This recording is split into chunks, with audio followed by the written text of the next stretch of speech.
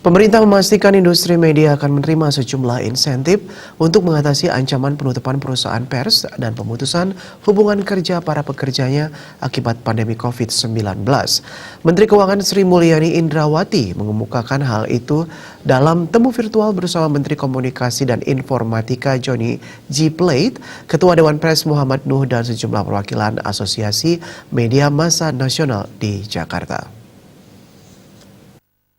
Poin-poin yang disampaikan pemerintah dalam pertemuan tersebut, pemerintah akan menghapuskan pajak pertambahan nilai PPN bagi kertas koran sebagaimana dijanjikan Presiden Jokowi sejak Agustus 2019 dalam Peraturan Menteri Keuangan yang menjadi peraturan pelaksana Perpres nomor 72 tahun 2020 akan ditegaskan bahwa PPN terhadap bahan baku media cetak menjadi tanggungan pemerintah. Pemerintah melalui Kementerian Keuangan akan mengupayakan mekanisme penundaan atau penangguhan beban listrik bagi industri media.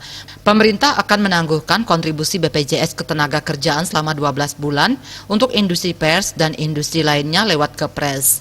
Pemerintah akan mendiskusikan dengan BPJS Kesehatan terkait penangguhan pembayaran premi BPJS Kesehatan bagi pekerja media. Pemerintah memberikan keringanan cicilan pajak korporasi di masa pandemi dari yang semula turun 30% menjadi turun 50%. Pemerintah membebaskan pajak penghasilan PPN karyawan yang berpenghasilan hingga 200 juta rupiah per bulan. Pemerintah akan menginstruksikan semua kementerian agar mengalihkan anggaran belanja iklan mereka, terutama iklan layanan masyarakat kepada media lokal. Ketua Dewan Pers M. Nuh menyampaikan apresiasi dan terima kasih kepada pemerintah atas perhatian yang tinggi terhadap nasib dan keberlangsungan pers sebagai pilar keempat demokrasi.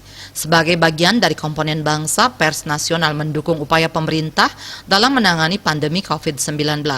Pertemuan di ruang virtual tersebut juga dihadiri Wakil Ketua dan anggota Dewan Pers serta para perwakilan konstituen Dewan Pers. Bali Pos.